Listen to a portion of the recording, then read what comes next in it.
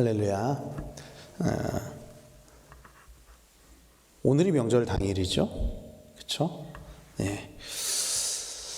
명절에도 나와서 또 하나님 앞에 예배드리는 우리 귀한 성도님들 사랑하고 축복합니다. 오늘 본문은 우리가 자랑할 것에 관해서 이야기를 하고 있습니다. 자랑할 것. 자랑하다가 뭔지 사전에서 찾아봤어요. 사전에서는 이렇게 이야기를 하고 있습니다. 자기 자신 또는 자기와 관계 있는 사람이나 물건, 일 따위가 썩 훌륭하거나 남에게 칭찬을 받을 만한 것임을 드러내어 말하다. 자랑하다. 그래서 자랑하다라는 단어에 함축되어 있는 의미는 긍정입니다. 근본적으로 우리가 자랑하는 것은 우리에게 긍정적이라고 여겨지는 것들일 수밖에 없어요. 나의 부족함, 나의 연약함, 내가 못하는 것들, 이런 것들을 자랑하지는 않거든요. 자랑은 내가 잘하는 것, 나에게 있는 것들, 좋은 것들, 이런 것들을 드러내서 말하는 것이 자랑이라고 이야기를 하고 있는 거예요. 그래서 자랑이라는 단어에는 긍정이라는 의미가 표현되어 있어요. 칭찬받을 만한 것을 드러내어 말하는 것이라고 사전에서도 이야기를 하잖아요. 그런데 오늘 본문 9절에서는 이렇게 이야기를 하고 있죠. 낮은 형제는 자기의 높음을 자랑하고, 이렇게 이야기를 하고 있습니다. 오늘 본문에 낮은이라고 나온 이 단어는요, 신분을 의미하는 것이 아니에요. 그러니까 이 낮다라는 것은 신분적으로 뭐 노예라거나 아니면은 지배를 받는 계층의 사람이라거나, 뭐 교회로 치면은 뭐 교회를 계급으로 나눌 수는 없지만 뭐 예를 들어서 평신도라거나 뭐 이런 류의 그 신분을 나타내는 단어가 아닙니다. 이 낮은은 사실 원어에서는 이 낮다라는 뜻이 뭔지 명확하게 드러나지는 않아요. 그런데 이 전체적인 문맥을 볼 때 이 단어가 가리키고 있는 이 낮다라는 것의 의미는 물질적으로, 또 육체적으로, 또 경제적으로, 또 사회적으로 어려운 사람을 가리키는 거예요. 그래서 우리가 읽은 개역개정에서는 낮은 형제라고 번역을 하고 있지만 현대인의 성경에서는 이 구절을 어떻게 번역하고 있냐면요, 이렇게 번역하고 있어요. 현대인의 성경에서는 가난한 형제는 하나님이 자기를 높이실 때 자랑하고 라고 이야기를 하고 있어요. 그리고 또 병행되는 10절에서는 부한자라고 표현을 하고 있거든요. 반대되는 의미로. 그래서 여기서 낮은 형제는 우리가 어떻게 받아들이는 게 좋냐면 가난한 형제, 물질적으로 가진 것이 없는, 세상에서 살아가기가 정말 팍팍한 사람들, 그런 것들을 이야기를 하는 것입니다. 그런데 여러분, 가난이 우리의 자랑이 될 수 있습니까? 가난이라는 단어에는 긍정적인 의미가 들어가 있지 않잖아요, 사실. 그래서 가난이 우리의 자랑이 될 수 있을까요? 오늘 본문에서는 가난한 형제는 자기의 높음을 자랑하라고 이야기를 하고 있어요. 현대인의 성경에서는 하나님이 자기를 높이실 때 자랑하고 라고 이야기하고 있어요. 그러면 여기서 이 높음은 뭐냐는 거예요. 9절 말씀에서 낮은 형제는 자기의 높음을 자랑하고가 낮다와 높다가 반대되는 개념의 이야기잖아요.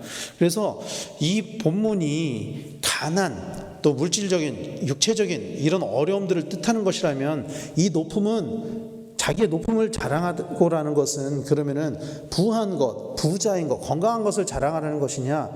그게 아니고 여기서 높음을 의미하는 헬라어 원어는 휘프세이라는 단어를 사용하는데, 이 단어는 어떤 의미를 가지고 있냐면요, 그리스도인이 그리스도로 말미암아 새롭게 된 피조물의 가치, 즉 예수 그리스도로 말미암아 하나님의 자녀가 된 영적 신분 상승을 의미하는 것입니다. 영적으로 신분이 상승하는 것. 로마서 8장 16절 17절에는 이렇게 이야기하고 있습니다. 성령이 친히 우리의 영과 더불어 우리가 하나님의 자녀인 것을 증언하시나니, 자녀이면 또한 상속자 곧 하나님의 상속자요 그리스도와 함께한 상속자니 라고 이야기를 하고 있습니다. 그래서 그리스도인들은 비록 육체적으로나 물질적으로 때로 어려움을 당할 수 있죠. 그리고 그런 어려움을 당하고 있다고 할지라도 그리스도를 위해 고난을 당하고 인내함으로 더 큰 영광을 얻게 될 것이다, 그런 이야기를 하고 있는 거예요, 오늘 본문은. 그래서 이 자랑하다라고 번역된 헬라어 카우카스도라는 단어는 여기서 달라진 자기의 위상을 고려해라, 이런 의미가 있는 것입니다. 즉, 이 땅에서 우리가 살면서 겪게 되는 그런 어려움들이 있다고 할지라도 그럼에도 불구하고 우리를 구원하신 그 하나님, 그리고 그 구원으로 말미암아 바뀐 우리의 신분을 자랑하라는 거예요. 우리의 신분이 하나님의 아들이 되었다, 이것이 우리의 자랑거리가 될 수 있다라는 것입니다. 여러분, 가난은 그 자체로 자랑이 될 수는 없죠. 가난이 자랑이 될 수는 없어요. 물론 복음을 위해서 스스로 가난의 자리로 들어가는 사람들도 참 많아요.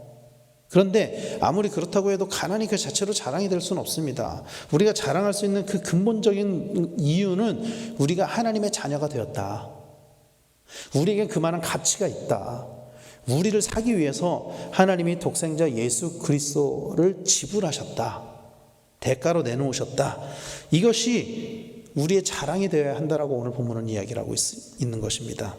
이것이 가난한 자들의 자랑이 되어야 되고, 이것이 가난한 자들의 감사가 되어야 된다, 믿으시길 바랍니다. 또 10절에서는 부한자들의 이야기가 나옵니다. 10절 11절은 이렇게 이야기를 해요.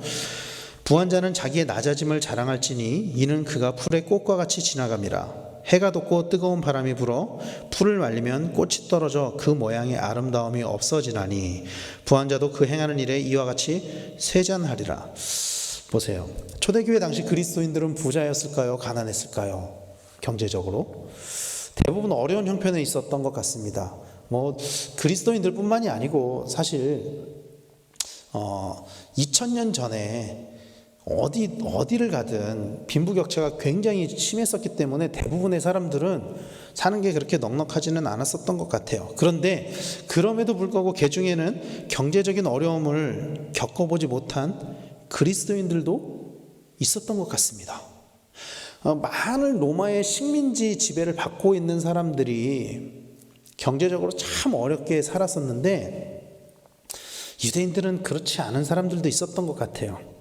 특히 로마에 살고 있었던 그리스도인들은, 그러니까 로마에 살고 있었던 유대인들은, 사실 지금도 유대인들은 경제적으로 굉장히 좀 부유한 편이잖아요, 어딜 가도.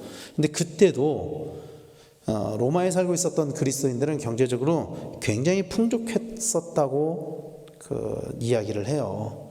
그러니까 로마 대화제가 났었을 때, 네로 황제 당시에 로마 대화제가 났었을 때 로마의 우리 서울로 치면 구와 같은 그런 지구가 대략 한 14개 지구로 이렇게 나눠져 있었는데, 이렇게 강을 기준으로 해서 강북과 강남이 나눠졌었는데, 강북이 그때는 로마는 잘 살았대요, 그때. 근데 강북에 있는 4개 지구에 유대인들이 집중적으로 살고 있었다고 해요. 불은 강남 지구에서 났었고, 그래서 이게 원인이 돼가지고 그 로마 대화제 때 그 유대인들이 미움을 받게 된 거잖아요. 그들이 살고 있었던 곳엔 불이 나지 않았었거든요. 비교적 잘 살고 있었던 곳에. 그래서 경제적인 어려움을 경험해보지 못한 그 유대인들, 또 유대인 그리스도인들도 있었던 것 같아요. 오늘 본문에서 야고보는 그런 사람들에게 자기의 낮아짐을 자랑하라고 이야기를 하고 있는 거예요. 많은 사람들이 경제적으로 어려웠었지만, 그러나 그럼에도 불구하고 경제적으로 굉장히 부유했었던 그리스도인들을 향해서 여러분들의 낮아짐을 자랑하십시오, 그렇게 이야기를 하고 있는 것입니다. 이 본문을 현대어 성경에서는 이렇게 번역을 해요. 부유한 사람도 기뻐하십시오. 부유한 사람도 기뻐하라고 이야기를 하고 있어요. 그 이유에 관해서 재산이란 주님이 보시기에는 아무것도 아니기 때문입니다. 내리쬐는 한여름의 태양 아래 아름답게 피어났던 꽃도 그 아름다움을 잃고 시들어 말라버리듯이 부자의 생애도 이와 같습니다. 제 아무리 사업에 바쁘게 뛰어다닌다 해도 그것을 다 마치지 못하고 뒤에 남겨둔 채 죽고 마는 것입니다. 부자들의 생애는 결국 꽃과 같이 시들게 된다라고 이야기를 하고 있어요. 그러므로 기뻐하라, 이렇게 이야기를 하고 있어요. 그렇게 시들게 됨에도 불구하고 여전히 부자든 가난한 사람이든 우리는 하나님의 자녀이기 때문에 기뻐해야 한다라고 이야기를 하고 있는 거예요. 가난한 사람이라고 해도 우리가 하나님의 자녀이기 때문에 기뻐해야 되고, 부자라고 해도 부자가 가지고 있는 그 부유함으로 기뻐하는 것이 아니라 나중에 언젠가 꽃과 같이 시들게 된다고 할지라도, 그것이 아무것도 아니라고 할지라도 우리가 주님의 자녀된 신분이 있기 때문에 기뻐하고 자랑하십시오, 이것으로 인해서 기뻐하십시오 라고 이야기를 하고 있는 거예요. 성경은 우리의 인생을 풀에 비유하고 있습니다. 그리고 그 풀이 결국에는 시들게 된다라고 이야기를 하고 있죠. 시편 102편 11절에는 이렇게 이야기를 해요. 내 날이 기울어지는 그림자 같고 내가 풀에 시들어짐 같은 아이다. 또 이사야 40장 6절 7절에는 이렇게 기록을 합니다. 말하는 자의 소리여 이르되 외치라. 대답하되 내가 무엇이라 외치리까 하니 이르되 모든 육체는 풀이요 그의 모든 아름다운 들의 꽃과 같으니 풀은 마르고 꽃이 시들면 여호와의 기운이 그 위에 붐이라. 이 백성은 실로 풀이로다. 또 베드로전서 1장 24절에서도 그러므로 모든 육체는 풀과 같고 그 모든 영광은 풀의 꽃과 같으니 풀은 마르고 꽃은 떨어지되라고 이야기를 하고 있습니다. 우리가 가지고 있는 물질, 재물들, 하나님 보시기에 정말 아무것도 아닌 그것들이 언젠가 시들어질 수 있다라는 거예요. 그러나 그럼에도 불구하고 기뻐하라 이렇게 이야기를 하고 있는 것입니다. 왜요? 우리가 하나님의 자녀가 되었기 때문입니다. 우리의 가치가 바뀌었기 때문입니다. 사랑하는 성도 여러분, 사람들은 자신의 권위나 재물, 건강이 영원할 거라고 생각을 합니다. 영원히 가질 수 있을 거라고 생각을 해요. 그래서 그것을 빼앗기지 않으려고 해요. 포기하지 않으려고 해요. 왜냐하면 그것을 자기가 다 지킬 수 있다라고 생각하기 때문이에요. 내가 가진 능력으로 이것을 지킬 수 있을 거라고 생각하기 때문에 포기하지 않습니다. 그러나 성경은 그 모든 것이 결국에는 시들어지게 된다라고 이야기를 해요. 하나님 외에는 영원한 게 없기 때문이에요. 영원은 없습니다. 원래 계신 하나님 외에는. 그리고 그것들이 시들어지는 것들로 인해서 기뻐해야 한다라고 이야기를 하고 있는 것입니다. 이런 권위나 재물이나 건강이나 이런 것들이 시들어진다고 할 때 기뻐할 수 있는 사람은 사실 아무도 없을 거예요.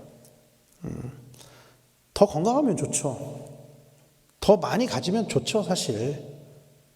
그런데 그것들이 시들어진다고 할지라도 기뻐하라.